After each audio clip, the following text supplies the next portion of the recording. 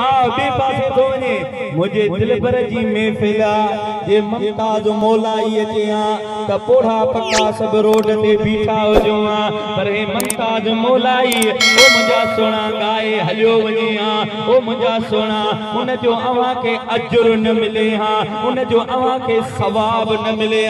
पर जेके अल्लाह जे कुरान बुधाइण वारा अल्लाह जे कुरान बुधण वारा मुझे मदनी ताजदार जे इश्क वारी महफिल में वेठो रुगी पांजी दिल हाज़िर कर पांजो कल्ब हाज़िर कर ये हिकड़ो गुफ्तो फकीर जो समझी वने दुनिया में भी कामयाब थी विंदे आखिरत में भी कामयाब थी विंदे बी का गाल समझी न समझी इन महफिल में हिकड़ी गाल जरूर याद करे छड़जा त पहिराई पांजे कल्ब के जिंदा कजा ए दिल के जिंदा कर ए दिल तुझी जिंदा थी वई त रोजी में रिज़्क में घर में बच्चन में बरकतों चांडिया फकीर पैजी विजो ए घोट ते खुदा जी रहमत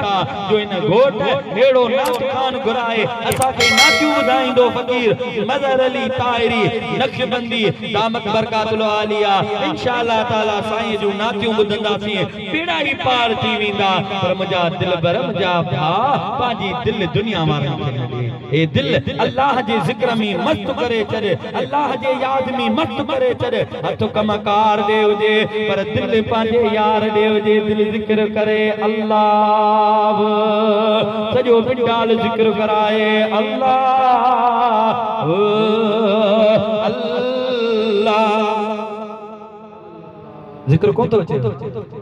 अचे तो ॾाढा कराए न अल्लाह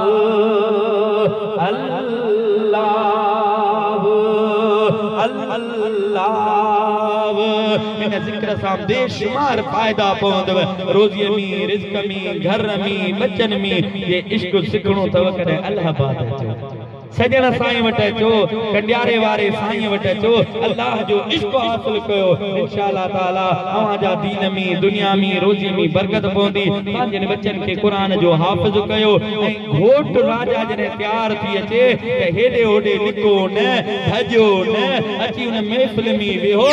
दुआ थींदी मन मदीने वारे जे सदके